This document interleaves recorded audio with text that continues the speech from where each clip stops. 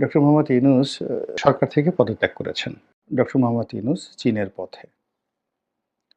তার চীন ভ্রমণকে কেন্দ্র করে সরকারের মধ্যে যে বিশাল উদ্দীপনা এবং অনেকটা মানুষের চন্দ্র অভিযানের মতো করেই মিস্টার ইউনূসের চীন অভিযানকে সরকারি দল আখ্যায়িত করার চেষ্টা করছে। এখানে সরকারি দল বললাম এই কারণে যে এখন আর ডক্টর মোহাম্মদ ইউনূস কেবলমাত্র অন্তর্বর্তীকালীন সরকারের প্রধান নন। তিনি অনেকগুলো রাজনৈতিক দল, অতি সম্প্রতি একটি নতুন ছাত্রদের রাজনৈতিক দল, তাদের অনেকের সমর্থনপুষ্ট। তো কাজেই তার যারা সমর্থক, চেলা-চামুন্ডা রয়েছেন, সরকারে যারা কর্তা ব্যক্তি রয়েছেন, দলের যারা নেতাকর্মী রয়েছেন, সবাই বলার চেষ্টা করছেন যে এবার বিশাল একটা দফা-রফা করে ডক্টর মোহাম্মদ ইউনূস ফিরবেন।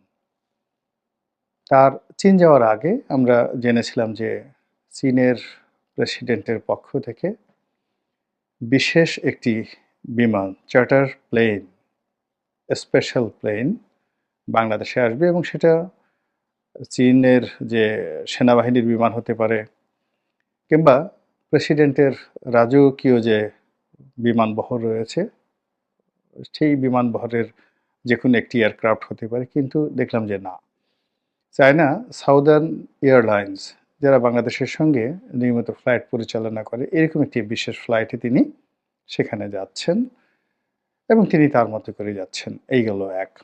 যেটি আমার একটা ধারণা ছিল যে আ একটা রাজকীয় চাইনিজ রাজকীয় 747 জাম্বো জেট টাইপের কিছু একটা বিমান এয়ারপোর্টে আসবে এবং সারা এয়ারপোর্ট কেঁপে যাবে।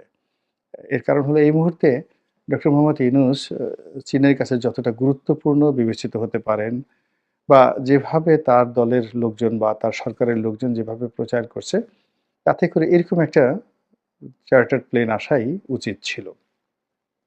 তো যাই হোক তিনি যাচ্ছেন, যাওয়ার পরে কি হবে বা না হবে সেটা পরের ব্যাপার। কিন্তু ইদানিং বিভিন্ন জায়গাতে যে কথাগুলো ছড়িয়ে পড়েছে যে এই সফরটি মূলত রাষ্ট্রীয় সফর নয়, একটি বেসরকারি প্রতিষ্ঠান যেটিকে এনজিও বলা হয়।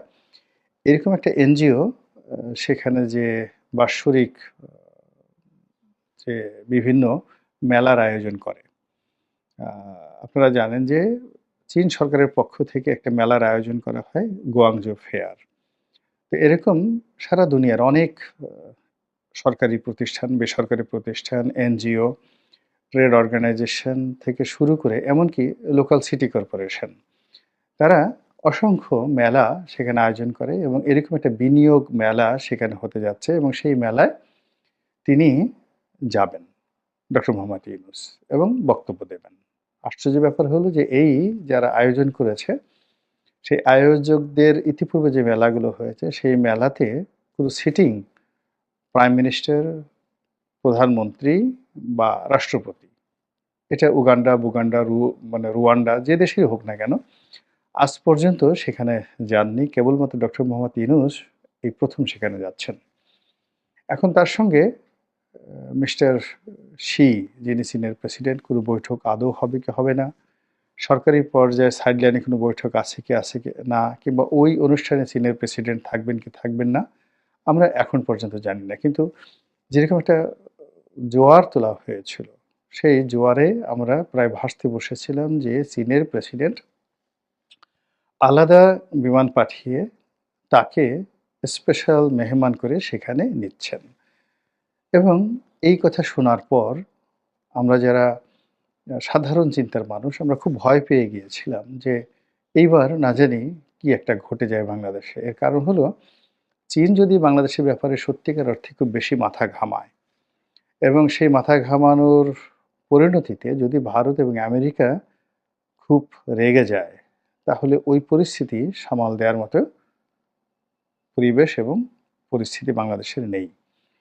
দ্বিতীয়ত ডক্টর মোহাম্মদ ইউনূস তিনি বেশ বয়স্ক মানুষ। আমরা দেখলাম যে ২৬শে মার্চ তারিখে তিনি যে জাতীয় স্মৃতিসৌধে এসেছেন।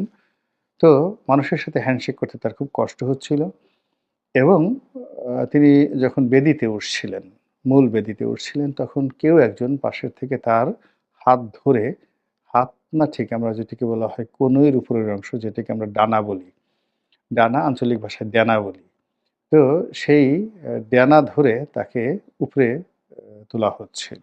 তিনি এতটাই চলাফেরা করতে গিয়ে আ মিস্টার জো বাইডেনের যে ধরনের আ অবস্থা হতো তার চেয়েও খারাপ অবস্থা তার এখন হয়ে গিয়েছে। এখন এই অবস্থাতে চীন বা চীনের প্রেসিডেন্ট তার সঙ্গে কোনো সাক্ষাৎকার করবেন বা তার সঙ্গে কোনো চুক্তি করবেন, তার সঙ্গে তিস্তা প্রকল্প নিয়ে কথা বলবেন, এটি আমার কাছে মনে হচ্ছে না। ভারত যেভাবে অপেক্ষা করছে যে একটি নিয়মতান্ত্রিক, গণতান্ত্রিক সরকার বিধি ব্যবস্থা আসুক এবং তারা একই সঙ্গে আমলাতন্ত্রের সঙ্গে, মিলিটারি ব্যুরোক্রেসির সঙ্গে এবং আ ডক্টর মোহাম্মদ ইউনূস এবং তার সরকারের কর্তা ব্যক্তির সঙ্গে সমান্তরাল ডে টু ডে অর্থাৎ দৈনন্দিন যোগাযোগ রক্ষা করছে। কিন্তু দীর্ঘমেয়াদে কোনো প্রকল্প নেওয়া, বিনিয়োগ করা কিংবা জরুরি কোনো সিদ্ধান্ত নেওয়া এরকম কোনো কাজ ভারত বা পৃথিবীর অন্য কোনো দেশ এখন পর্যন্ত শুরু করেনি। তো সেই ক্ষেত্রে ডক্টর মোহাম্মদ ইউনূসকে নিয়ে চীনের যে জামাই আদরের কথা আমরা এতকাল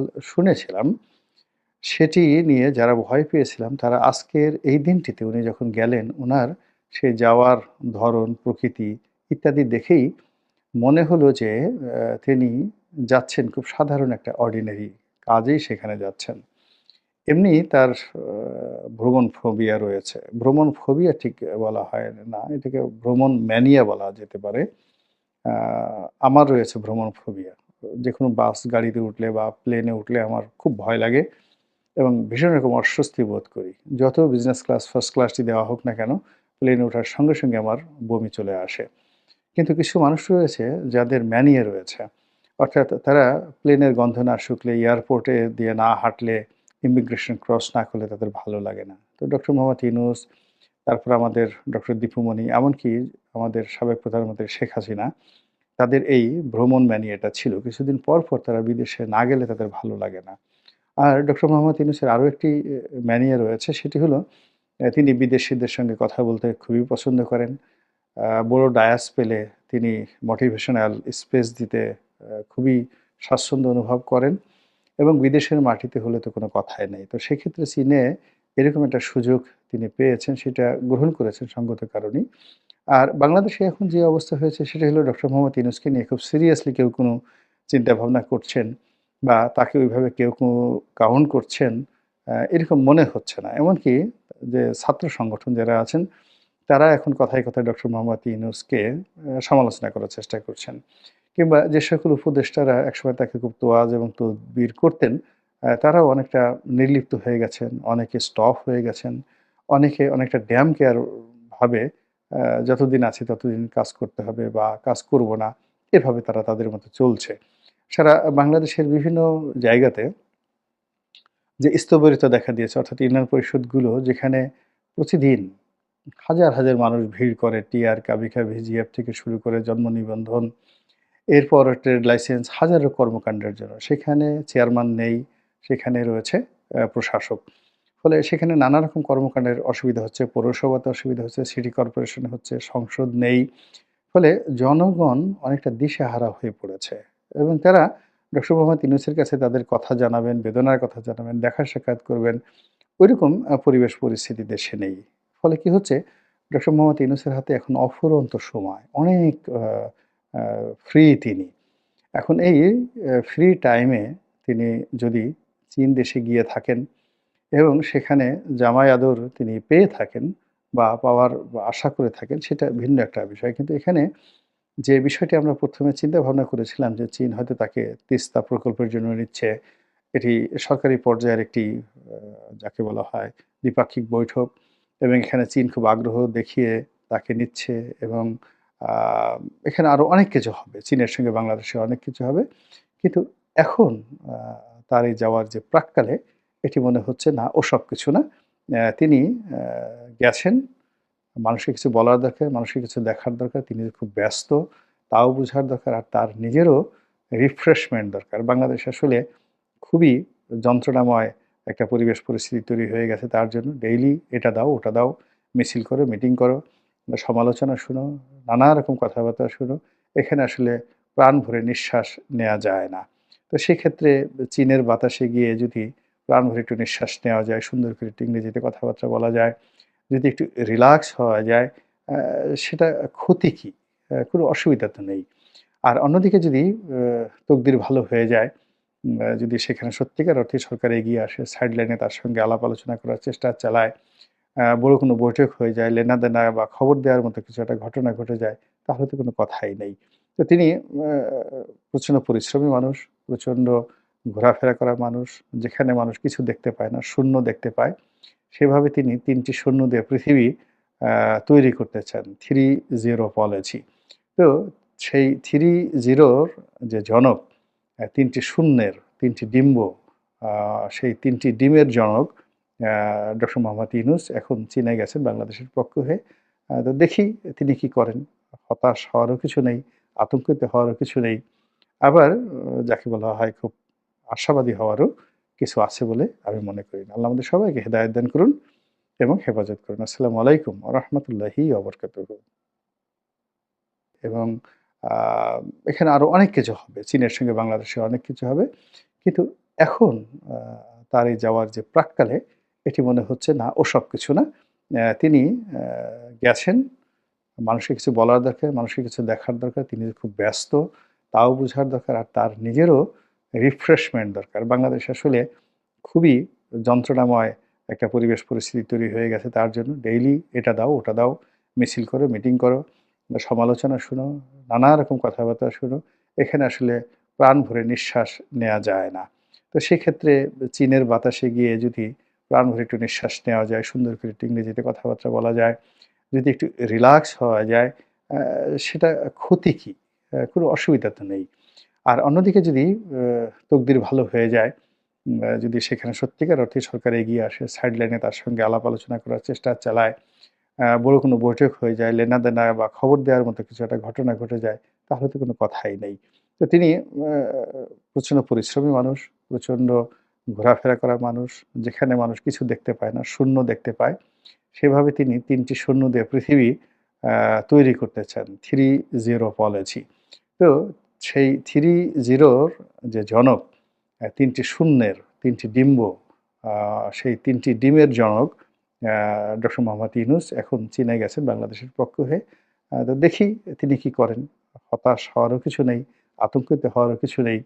আবার যাকে বলা হয় খুব আশাবাদী হওয়ারও কিছু আছে বলে আমি মনে করি না। আল্লাহ আমাদের সবাইকে হেদায়েত দান করুন এবং হেফাজত করুন। আসসালামু আলাইকুম ওয়া রাহমাতুল্লাহি ওয়া বারাকাতুহু।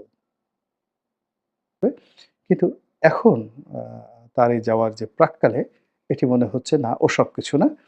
তিনি আ গেছেন, মানুষকে কিছু বলার দরকার, মানুষকে কিছু দেখার দরকার। তিনি যে খুব ব্যস্ত তাও বুঝার দরকার। আর তার নিজেরও রিফ্রেশমেন্ট দরকার। বাংলাদেশ আসলে খুবই যন্ত্রণাময় একটা পরিবেশ পরিস্থিতি তৈরি হয়ে গেছে তার জন্য। ডেইলি এটা দাও, ওটা দাও, মিছিল করো, মিটিং করো, বা সমালোচনা শুনো, নানা রকম কথাবার্তা শুনো।